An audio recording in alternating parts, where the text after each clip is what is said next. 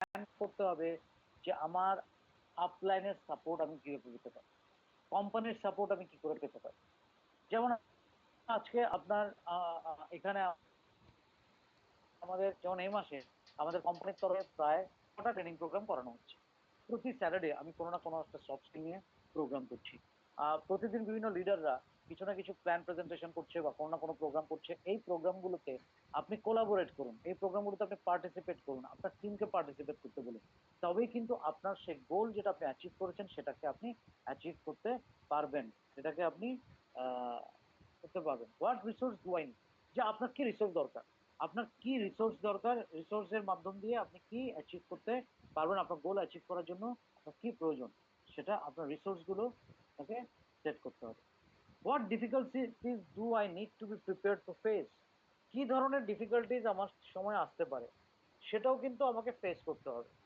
আজকে অনেক সময় কি হয় যে হ্যাঁ, প্রোডাক্ট শর্টেজ হয়ে যায়।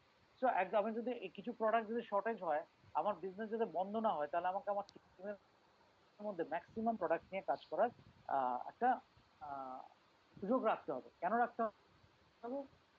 আজকে যদি আমি আমার শুধু আমার পার্সোনাল কেয়ার নিয়ে প্রোডাক্টস নিয়ে শুধু আমার টিম কাজ করে, কোনো কারণে সেই প্রোডাক্টসে যদি একটা স্কারসিটি দেখা দেয়, অভাব দেখা দেয়, তখন হয়তো অন্য প্রোডাক্ট অ্যাভেলেবেল আছে, হেলথ কেয়ার হয়তো অ্যাভেলেবেল আছে, কিন্তু আপনার বিজনেস হচ্ছে না। কিন্তু আপনার টিমকে যদি আপনি হেলথ কেয়ার প্রোডাক্টেরও নলেজটা দিতে পারতেন, তাহলে কিন্তু দেখা যেত যে আপনার সব ধরনের প্রোডাক্ট নিয়ে কাজ করার একটা সুবিধা হতো।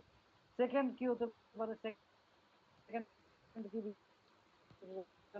অনেক সময় আমাদের ডাউনলাইন কাজ করতে তো হঠাৎ পরিবেশ, আমরা তাকে ট্রেন্ড আপ করতে পারছি না। হঠাৎ একটা বিজনেস এক সময় করতো, কিন্তু তারপরে তার বিজনেস আমরা ডেভেলপ দেখতে পাচ্ছি না, তখন আমাদের কি করণীয়?